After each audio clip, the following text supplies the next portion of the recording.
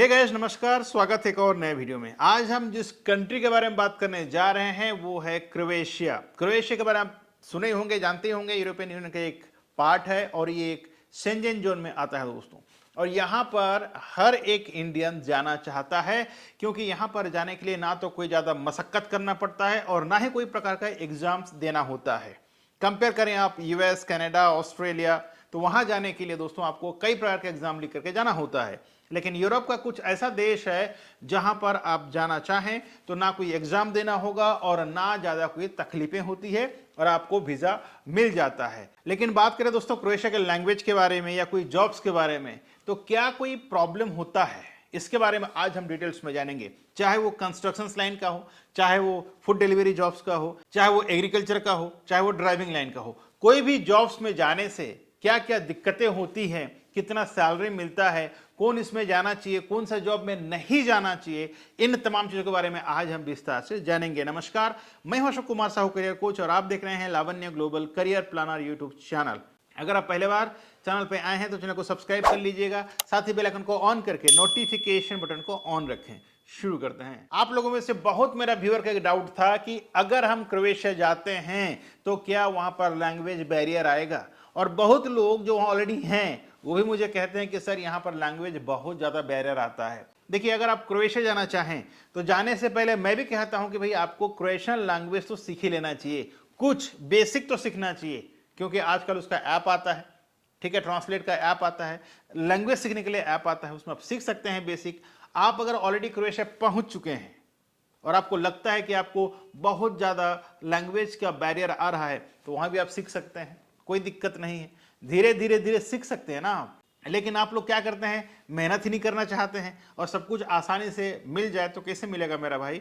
बिना मेहनत तक कुछ नहीं होता है, तो आपको मेहनत करना पड़ेगा। ये हो गया लैंग्वेज को लेकर के। दूसरी बात करें सैलरी। सैलरी दोस्तों अभी गवर्नमेंट ने अनाउंस कर दिया है जनवरी से कि वहां पर मिनिमम वेजेस जो हैं, सैलरी के बारे में बात करें, पहले लोग बोलते थे कि 600-700 सैलरी मिलता है, लेकिन अब जनवरी 2025 से जो गवर्नमेंट ने अनाउंस कर दिया है, आपको मिनिमम 970 यूरो मिलेगा ही मिलेगा। ठीक है, ये बात अलग है अगर कोई ऑनर बोल दिया या कोई कंपनी बोल दिया कि हम तुम्हारा टैक्स काट के इतना दे रहे हैं उतना दे रहे हैं ना, वो अलग बात है। लेकिन ऑफिशियली बात करें तो ऑफिशियली वहां का सैलरी मिनिमम 970 यूरो हो चुका है दोस्तों। तो अब कुछ भी जॉब में जाते हैं तो आपको बेसिक 970 यूरो मिलेगा ही मिलेगा। अब हम बात करते हैं डिफरेंट कैटेगरी जॉब्स का। पहले शुरुआत करते हैं फूड डिलीवरी जॉब्स का। अब क्रोएशिया में फूड डिलीवरी जब जॉब के लिए लेते हैं कोई भी कंपनीज, आपको सैलरी बेस पे नहीं ले रहे हैं दोस्तों, वो लेते हैं आपको कमीशन बेस पे। कमीशन कैसा, अगर आपने 100 यूरो कमाया तो 20 यूरो उनका जाएगा। किनके पास जाएगा, ओनर के पास, और 80 यूरो आपके पास आएगा। लेकिन अब ये मत सोचिए कि 80 यूरो आपको पूरा कमाई है, क्योंकि आपका रहने का खर्चा है, बाइक का खर्चा है, पेट्रोल का खर्चा है, ठीक है, क्योंकि बाइक आप रेंट में लेंगे, पेट्रोल उसमें डालेंगे, घर आप रेंट में लेंगे, खाना आपका खुद का रहेगा। तो सोचिए तमाम खर्चा आपका खुद का है। मान ली जाए अगर आपका 100 में 20% आपने उनको दे दिया, 30% आपका सब कुछ खर्चा हो गया, तो 50% आप बचा सकते हैं। तो इसमें क्या होगा, अगर आपने बहुत ज्यादा मेहनत किया तब जाके आप यहां पर अच्छा खासा इनकम कर सकते हैं, अन्यथा पैसा ज्यादा नहीं बचा सकते। तो मैं क्या सजेस्ट करता हूं कि अगर आप जाना चाहते हैं फूड डिलीवरी में तो क्रोएशिया को ज्यादा तवज्जो ना दीजिए, क्योंकि यहां सिर्फ कमीशन बेस पे है। लेकिन जो मेहनती है, जो अच्छा मेहनत कर सकता है, डेफिनेटली आपको जाना चाहिए फूड डिलीवरी जॉब में, कमीशन बेस पे। ध्यान से समझिए, अगर नहीं समझे हैं तो दोबारा वीडियो को देख लीजिए, आपको समझ में आ जाएगा। जो दूसरा जॉब की बात करें दोस्तों, ट्रक ड्राइवर्स का। ट्रक ड्राइवर्स का क्रोएशिया में बहुत ज्यादा डिमांड रहता है। अगर आप हेवी ट्रक ड्राइविंग काम करते हैं तो आपको बहुत ज्यादा डिमांड रहता है, बशर्ते आपका minimum education qualification should be 10th pass. 10th fail को ये लोग तवज्जो नहीं देते हैं। साथ ही अगर आप इंग्लिश और क्रोएशियन लैंग्वेज जानते हैं तो आपके लिए सोने पे सुहागा है, ठीक है। और यहां पर आवर दोस्तों 5 यूरो से लेकर के 8 यूरो का सैलरी होता है पर आवर का। हर 1 घंटे का सैलरी आपको 5 यूरो से लेकर के 8-10 भी हो सकता है, डिपेंड करेगा आपका कितना पास्ट एक्सपीरियंस है। तो अगर आप एज ए ड्राइवर जाते हैं, हेवी ड्राइवर जाते हैं, तो आपको बहुत ज्यादा यहां पर बेनिफिट होने वाला है। तीसरा जॉब्स के बारे में बात करें, कंस्ट्रक्शंस में। कंस्ट्रक्शन में बहुत सारे जॉब्स होते हैं, जैसे कि प्लम्बर है, इलेक्ट्रिशियन है, मेसन है, टाइल्स मेसन है, तो इस तरह का काम आप जानते हैं। तो आपका यहाँ पर बहुत ज़्यादा डिमांड होने वाला है। और जैसे मैंने बताया, यहाँ भी आपको 970 यूरो मिनिमम सैलरी मिलने वाला है। इसके अलावा वन टाइम आपको फूडिंग कंपनी प्रोवाइड करती है और फ्री एकोमोडेशंस। हालांकि आजकल मैक्सिमम कंपनीज जो है दोस्तों फ्री एकोमोडेशन देते हैं, except food delivery. Food delivery क्यों नहीं दे रहा है एकोमोडेशंस? क्योंकि वो कमीशन बेस पे है, सब कुछ आपका है, ठीक है। आप जो जितना आप बिजनेस करेंगे उतने ही अमाउंट का आपको कमीशन देना है। लेकिन बात करें कंस्ट्रक्शन या अदर जॉब्स का, तो इसमें एकोमोडेशंस कंपनी देती है और कंस्ट्रक्शन में आपको वन टाइम फूड भी कंपनी मुहैया कराती है। और सैलरी तो मैंने बता ही दिया, 970 मिनिमम आपका सैलरी बनेगा। अगर आप ओटी करते हो, ओवर टाइम करते हैं, उसका अलग से सैलरी मिल सकता है आपको। तीसरा जॉब एग्रीकल्चर। अगर आप एग्रीकल्चर में जाते हैं, हॉर्टिकल्चर में जाते हैं दोस्तों, यहां भी मिनिमम सैलरी आपको 970 यूरो मिलने वाला है। अब आप मुझसे ये पूछेंगे कि क्या इसमें टैक्सेस भी देना होता है? तो हालांकि वहां पर 1000 से कम सैलरी को टैक्सेस नहीं देना होता है, लेकिन ना जाने अगर आपका एम्प्लॉयर बोल दिया कि भाई आपका टैक्स कट गया है, इतना पैसा लो, तो आप कुछ नहीं कर सकते हैं, राइट।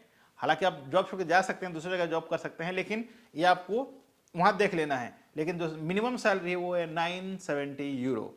ओवर टाइम करेंगे तो अलग से आप कमा सकते हैं। जो चौथा जॉब्स के बारे में बात करें दोस्तों, वो है हॉस्पिटैलिटी एंड टूरिज्म मैनेजमेंट में। चाहे आप किचन में काम करें, F&B में काम करें या हाउसकीपिंग काम करें। हाउसकीपिंग का अटेंडेंट का वैकेंसीज रहता है हर समय, सुपरवाइजर का वैकेंसीज रहता है, असिस्टेंट मैनेजर हाउसकीपिंग का रहता है। बात करें F&B में तो वेटर का होता है, बारटेंडर का होता है, सुपरवाइजर का होता है, ARM और RM का होता है। बात करें किचन डिपार्टमेंट में तो आपको मिल जाएगा कॉन्टिनेंटल, इटालियन, चाइनीज, ये सारे वर्क में आपको जॉब मिल जाता है। लेकिन बात करें सुशी शेफ का, सुशी शेफ दोस्तों बहुत ज्यादा डिमांड रहता है यूरोपियन यूनियन में। स्पेशली बात करें हम क्रोएशिया का, तो क्रोएशिया में भी सुशी शेफ का बहुत ज्यादा वैकेंसीज रहता है और आपका सैलरी इसमें ज्यादा मिलता है। मैं 970 जो बोला है सैलरी क्रोएशिया में, अगर आप एज ए किचन हेल्पर जाते हैं तो किचन हेल्पर में आपका मिनिमम सैलरी 970 यूरो होने वाला है। दूसरा जॉब में जाते हैं तो सैलरी ज्यादा होता है। ये डिपेंड करेगा वो पास्ट एक्सपीरियंस क्या है, आपके पास क्या नॉलेज है, आपका क्या एजुकेशन क्वालिफिकेशंस हैं, तमाम चीज को दोस्तों कैलकुलेट किया जाता है और उसके हिसाब से फिर आपको सैलरी ऑफर किया जाता है। समझ में आ गया अभी आपको? लेकिन एक चीज का ध्यान रखना है आपको, क्रोएशिया का मैक्सिमम जो वीजाज होते हैं दोस्तों वो सीजनल वीजा होता है। चाहे आप होटल में जाएं, चाहे आप कंस्ट्रक्शन में जाएं, ठीक है, मैक्सिमम जो वीजाज होते हैं ये सीजनल वीजा होता है। सीजनल का मतलब होता है यूरोपियन यूनियन का मैक्सिमम कंट्री में कंटिन्यूसली 12 महीना बिजनेस नहीं होता है। बिजनेस नहीं होने की वजह से ये आपको सीजनल वीजा देते हैं और सीजनल वीजा जल्दी अप्रूवल भी आता है। हालांकि वहां जाने के बाद आप उस वीजा को रिन्यू कर सकते हैं या एक्सटेंड कर सकते हैं, लेकिन इसके लिए भी आपको खर्चा करना होता है। लेकिन सभी का नहीं होता है, कुछ लोगों को वापिस आना भी पड़ जाता है। तो जब आप जाते हैं तो इस सब चीज को ध्यान में रखना है। एक और चीज बता दो, जब आप जाते हैं इंडिया से या कोई भी कंट्री से आप क्रोएशिया जाते हैं दोस्तों, तो जाने के समय आपको कम से कम 700-800 यूरो अपने साथ में लेके जाना चाहिए खुद तक खर्चा के लिए। क्यों? क्योंकि देखिए वहां जाके तुरंत आप सेटल नहीं हो सकते।